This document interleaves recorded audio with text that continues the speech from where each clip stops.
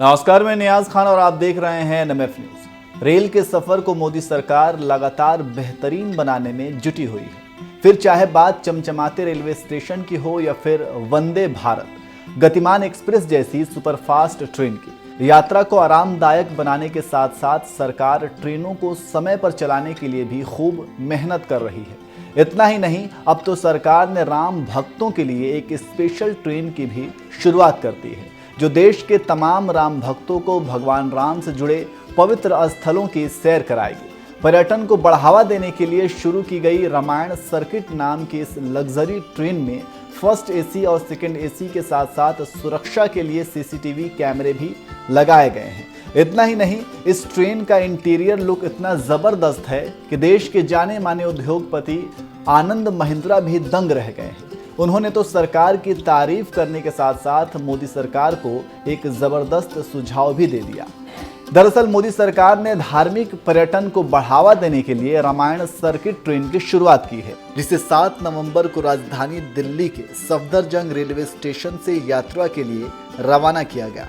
ये ट्रेन श्रद्धालुओं को भगवान राम के जीवन से जुड़े अयोध्या, सीतामढ़ी, चित्रकूट, काशी, रामेश्वरम जैसे पवित्र स्थलों के दर्शन कराएगी। 17 दिनों में पूरी होने वाली इस धार्मिक यात्रा के लिए ट्रेन को भी खास तरह से डिजाइन किया गया है, जिससे यात्रियों को किसी तरह की परेशानी ना हो।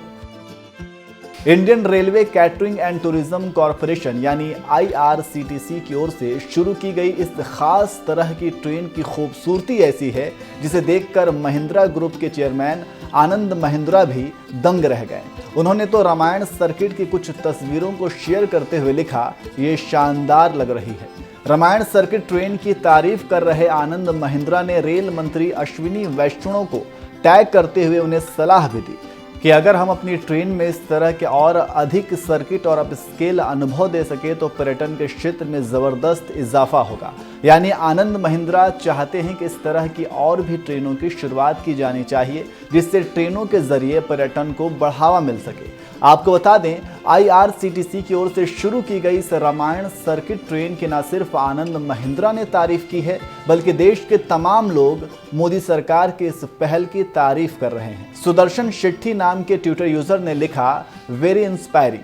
देश के सभी बड़े पर्यटन स्थल रेलवे से जोड़े जाने चाहिए। इससे पर्यटन में सुधार होगा और व्यवसाय के साथ साथ रोजगार पैदा करने में भी बढ़ावा मिलेगा।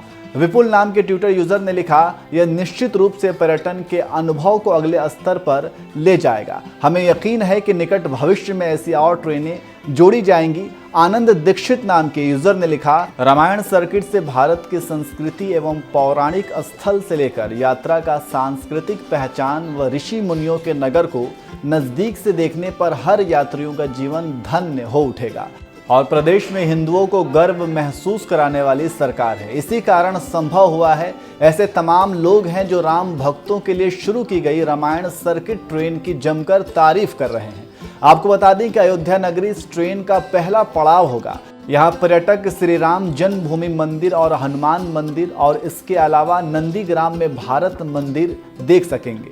अयोध्या के बाद अगला पड़ाव बिहार में सीतामढ़ी और नेपाल के जनकपुर में राम जानकी मंदिर होगा। सीतामढ़ी के बाद यह ट्रेन वाराणसी के लिए रवाना होगी और पर्यटक सड़क मार्ग से वाराणसी, प्रयाग, श्रृंगवेरपुर और चित्रकूट के मंदिरों के दर्शन करेंगे। वाराणसी, प्रयाग और चित्रकूट के रात्रि विश्राम की व्यवस्था की जाएगी। ट्रेन का अगला पड़ाव नासिक होगा, जबकि हम्पी और रामेश्वरम इस ट्रेन का अंतिम स्थान होगा, जिसके बाद ट्रेन अपनी यात्रा के 17वें दिन दिल्ली लौटेगी। इस पूरी यात्रा में पर्यटक करीब 7,500 किलोमीटर का सफ़र तय करेंगे। और रही बात किराए की, तो आपको बता दें कि इस खास ट्रेन में सफ़र करने के लिए IRCTC ने फर्स्ट क्लास की बुकिंग के लिए 1,02,095 रुपये रखा है, जबकि AC सेकेंड क्लास के लिए 82,950 रुपये तय की गई है। बहरहाल रामायण सर्किट ट्रेन के जरिए भगवान राम से जुड़े पवित्र स्थलों की सैर कराने की मोदी सरकार की इस खास पहल पर आपका क्या कहना है? अपनी राय हमें कमेंट बॉक्स में ज़रूर बताएं।